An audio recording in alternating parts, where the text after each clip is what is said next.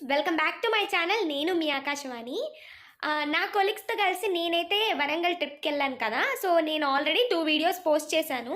ఒకటి రామప్ప టెంపుల్ది అండ్ లక్నవరం లేక్ది. ఈరోజైతే ఒకే వీడియోలో డబల్ ధమాకా అనమాట. వరంగల్ ఫోర్ట్ ప్లస్ భద్రకాళి అమ్మవారి టెంపుల్ చూపిస్తాను. ఇంకా లేట్ చేయకుండా వీడియోలోకి అయితే వెళ్ళిపోదాం. ఇప్పుడు మీరు చూస్తుంది వచ్చేసి వరంగల్ ఫోర్ట్ ఎంట్రన్స్ అనమాట. ఎంట్రన్స్ అంటే ఇది కాదు, యాక్చువల్లీ మనం దారిలో వచ్చేటప్పుడే మనకి 2 ద్వారాలు కనిపిస్తాయి పెద్ద పెద్ద కాంపౌండ్ వాల్స్తో. చాలా అంటే చాలా స్ట్రాంగ్ ఉన్నాయి ఇప్పటికీ. బట్ ఇక్కడ మాత్రం అంతా డ్యామేజ్ అయిపోయి ఉంది. అండ్ దాని తర్వాత దీనికి ఎదురుగ్గా కుష్మహల్ అని ఒకటి ఉంది. అదైతే అంత డ్యామేజెస్ ఏం లేవు. యాక్చువల్లీ అది షూట్ చేయడం నేను మర్చిపోయాను. అండ్ దీనికైతే మనం ఎంట్రన్స్ టికెట్ అయితే పే చేయాలి. 15 రూపీస్ పర్ హెడ్ అంట. యాక్చువల్లీ నేనైతే తీసుకోలేదు, అక్కడ మాకు కొలీగ్స్ ఉన్నారు కదా వాళ్ళే తీసుకుంటున్నారు. నేను వీడియో తీయడంలో బిజీ అయిపోయాను అనమాట. ఇక్కడికి వచ్చి చూడగానే మొత్తం డ్యామేజ్ అయిపోయింది. అసలు వీళ్ళు కాకతీయుల వాళ్ళవి అసలు ఎంత డీటెయిలింగ్ ఉంటాయంటే వీళ్ళ శిల్పకళ నాకైతే అసలు తెగ నచ్చేసింది. నేను ఇదే ఫస్ట్ టైం చూడడం. ఇంతకు ముందు అయితే నేను ఎక్కడికి వెళ్ళలేదు. నాకైతే నిజంగా భలే భలే నచ్చింది. అంత చిన్న చిన్నవి డీటెయిలింగ్స్ అసలు ఎలా చెక్కారో ఆ టైంలో అసలుకి అంత టెక్నాలజీ లేదు. నిజంగా ఆ అద్భుతమైన కళాకారుల గురించి ఎంత చెప్పుకున్నా తక్కువే. ఇక్కడ వచ్చేసి మీరు ఈ స్తంభాలుగా అవన్నీ చూస్తున్నారు కదా, అది నేను చెప్తాను ఏంటనేది తర్వాత. అండ్ ఫస్ట్ అయితే ఇది వచ్చేసి తోరణము, కాకతీయుల వారి తోరణం అనమాట. మొత్తం ఇక్కడ 4 సైడ్స్ ఉంటుంది. యాక్చువల్గా ఇప్పుడు ఈ డెస్ట్రాయ్ అయిన డ్యామేజ్ అయిన ప్లేస్ అంతా ఒక టెంపుల్ అంట, శివుడి టెంపుల్. అసలుకి ఎంత హైట్ ఉన్నాయో కదా ఆ స్తంభాలు. అది చాలా పెద్ద టెంపుల్ అంట. ఒకవేళ నిజంగా ఉంటే మేబీ ప్రపంచంలోనే అద్భుతమైన టెంపుల్గా పేరు పొందేదేమో. అంత డీటెయిలింగ్గా ఉంది వీళ్ళ ఆర్కిటెక్చర్ అంతా. నాకైతే పిచ్చిగా నచ్చేసింది. ఈ ధ్వంసం అయిపోయిన ప్లేస్లో ఓన్లీ 4 స్తంభాలే మిగిలాయంట. మొత్తం ఆర్కియాలజీ డిపార్ట్మెంట్ వాళ్ళు దొరికినవన్నీ తీసుకొచ్చి ఇక్కడ డిస్ప్లేలో మొత్తం పెట్టున్నారు. అండ్ ఇక్కడ చిన్నవి కొంచెం అటు ఇటు చేసి పాపం ఎట్లాగట్లాగా కొంచెం నీట్గా సర్దున్నారనమాట ఆ మిగిలిన వాటిల్లోనే. ఇప్పుడు మీరు చూస్తున్నారు కదా, ఇదంతా టెంపుల్ అనమాట. అండ్ ఈ వైపు ఉన్నవన్నీ మొత్తం డిస్ప్లే పెట్టేస్తున్నారు. అక్కడ ఆ రాతివి అవన్నీ ఇవేంటనేది నాకు అంత ఐడియా లేదు.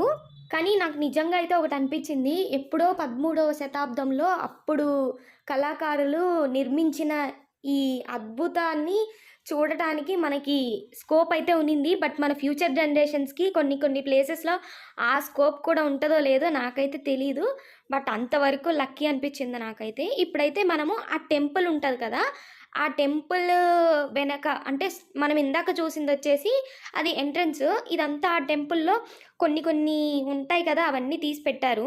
ఇంకా మేమైతే ఇక్కడ దాదాపు ½ అన్ అవర్ పైనే టైం స్పెండ్ చేసాము. ఆ తర్వాత లేట్ అయిపోతుందని చెప్పేసి ఇంకా టెంపుల్కి అయితే స్టార్ట్ అయిపోయాము. వరంగల్ వచ్చి భద్రకాళి అమ్మవారి టెంపుల్ చూడకుండా వెళ్ళిపోతే ఎలాగా అని చెప్పేసి ఖచ్చితంగా భద్రకాళి అమ్మవారి టెంపుల్ చూడాల్సిందే అని చెప్పేసి వచ్చామన్నమాట.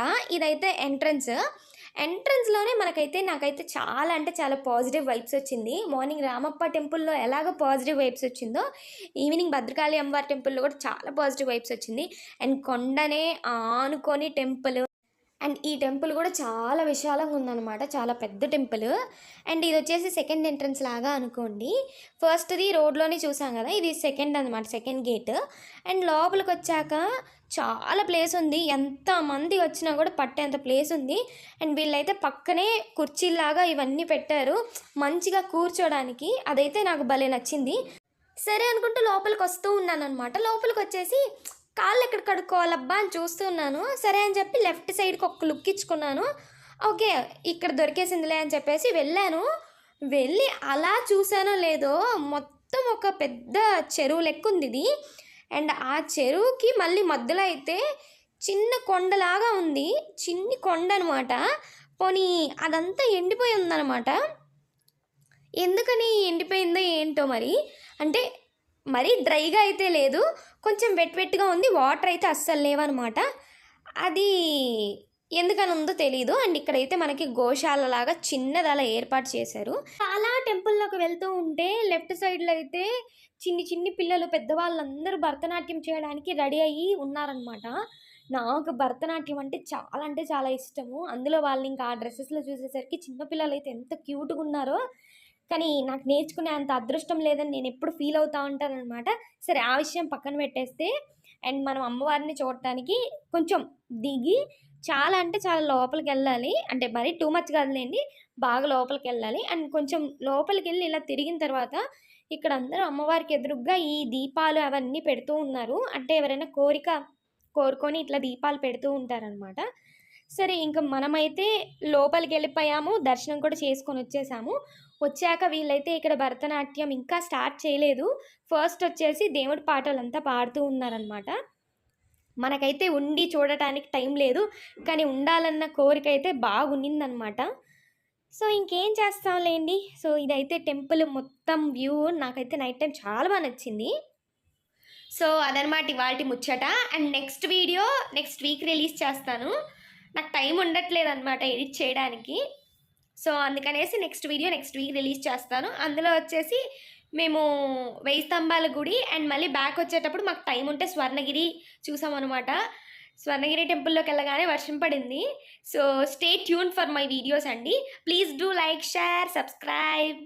అంతే మరి. ఉంటానే. Bye bye.